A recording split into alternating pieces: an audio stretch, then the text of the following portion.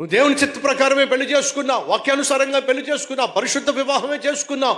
అమ్మయ్య, దేవుని చిత్తానుసారమైన భర్త దొరికాడు, భార్య దొరికింది, ఇద్దరు చిలక గోరింకల్లా ఉన్నారు, వివాహం జరిగింది. మొదలవుతుంది అత్త ద్వారానో, ఆడపడుచు ద్వారానో, మామ ద్వారానో, తమ్ముడు ద్వారానో, లేదా భార్య ద్వారానే, భర్త ద్వారానే మనస్పర్ధలు మొదలైపోతాయి.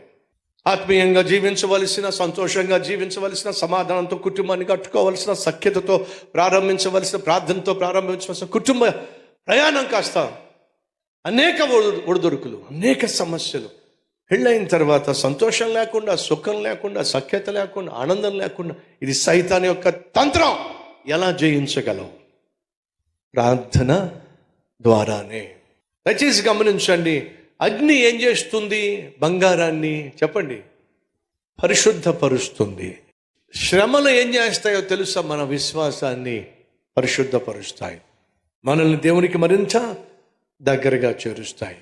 ఈరోజు కష్టాల గుండా, శ్రమల గుండా, ఇరుకు ఇబ్బందుల గుండా, వ్యాధి బాధల గుండా వెళుతున్నప్పటికీ కూడా రండి ఉపవాసం ఉండి ప్రార్థన చేద్దాం అని అంటే, మీరు రావడం లేదు అని అంటే, మీరు వాస్తవంగా విశ్వాసంలో వీగిపోయారు, దేవునికి ఎంతో కొంత దూరం అయిపోయారు, ప్రార్థనా జీవితాన్ని నిర్లక్ష్యం చేస్తున్నారు.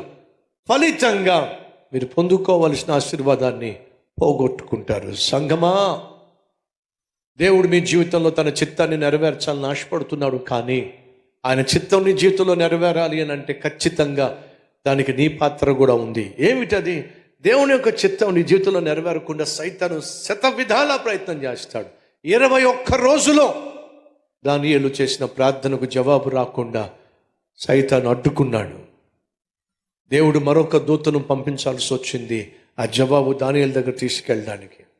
సహోదరి సహోదరులు, సైతాను యొక్క ఆశ ఏంటో తెలుసా?